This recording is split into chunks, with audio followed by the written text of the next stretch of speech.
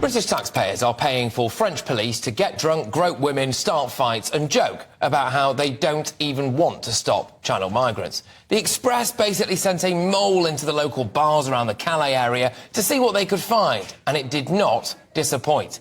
They saw officers buying bottles of spirits costing hundreds of pounds, touching up women and starting fights, reportedly, while the officers partied, traffickers took the chance to launch fleets of boats. It's worth noting that between 2014 to 2021, the UK taxpayer gave the French more than 170 million quid's worth of our money to supposedly tighten up the borders. And then a follow-up payment of a cool £62 million in 2022 to 2023 to toughen up anti-smuggling operations. We are due to give them around 467 million quid over the next 3 years.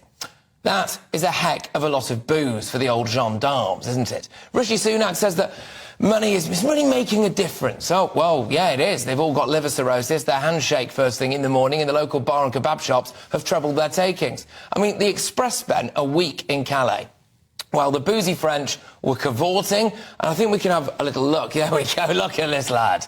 There he is. We've got people dancing on tables, taking their clothes off. The belt comes off in a minute if we stick with it. There he is. Get your belt off, lad. Fantastic. Lads, lads, lads. Stag, stag, stag. Well, whilst this was happening, it's a great night out, isn't it?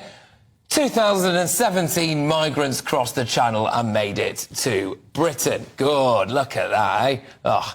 Anyway, one bloke from the Compagnie Républicaine de Sécurité Division, I'm not fluent, which is paid by Britain to be posted in Calais, said, "We don't stop the migrants." That's great, isn't it? "It's not our job to stop them." A couple of days ago, I let a family that wanted to leave. They touched my heart. Before we are cops, we are humans. When I see those migrant families, I just want to let them be. I should not say that, but we cannot welcome all the misery in the world to France. I do have sympathy, by the way, for some of the people crossing the Channel, but when you look at the people crossing the Channel there in certain situations and you think, really, whose job is it to stop those? But anyway, you shouldn't really have said that, whoever that border guard was, because it makes us want our money back, doesn't it? It makes us, frankly, want to turn the boats back around and stick the French with them. So do you know how many Brits could be helped with just shy of £500 million?